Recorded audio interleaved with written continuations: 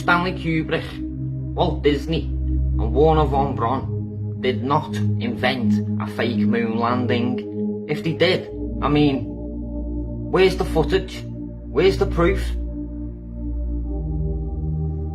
I think it means that the job of landing something on the moon where there's no atmosphere and using a rocket to slow it up and having the equipment still work is a very difficult job. We've been brought in here by Stanley Kubrick to more or less ensure the scientific integrity of the film, to make sure that it's very, very close in reality, but still we want to make certain that it has a base of reality. Before the end of the 60s, we will see a man on the moon, to the moon, an American, and we're very proud that our country continues to produce these young men who go so far and carry with them so much.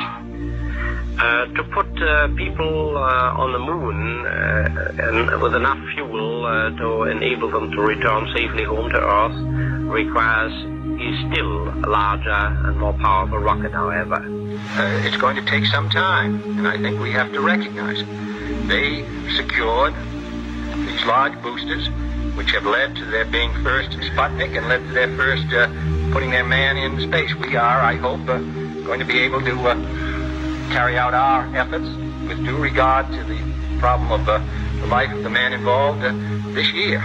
But we are behind. However, let us imagine for a moment that the many problems have been solved. We are ready to begin our first voyage to the moon. It is quite possible that an aggressor nation that dominates space will then dominate the world. We're in the final assembly building of the LEM. Stanley Kubrick and I have set ourselves several objectives. We hope to convey to the public the wonder and beauty and promise of the new age of exploration which is opening up before the human race. Farther, here we are on the LEM ship, and one can almost imagine we're on our way to the moon, or we've arrived at the moon, as a matter of fact. Can you believe it? Can you realize that we, that you and I, that all of us, have actually begun the exploration of another world? We have taken the first historic step into our solar system. It's one small step for man,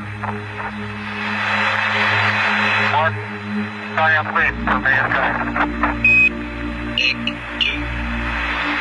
It's one small step for man, one giant leap for mankind. We, the crew of Apollo 11, are privileged to represent the United States in our first attempt to take man to another heavenly body. Man walks on the moon! Man walks on the moon! The first man from Earth walked on the surface of the moon this morning, and the suspense here in London is unbelievable.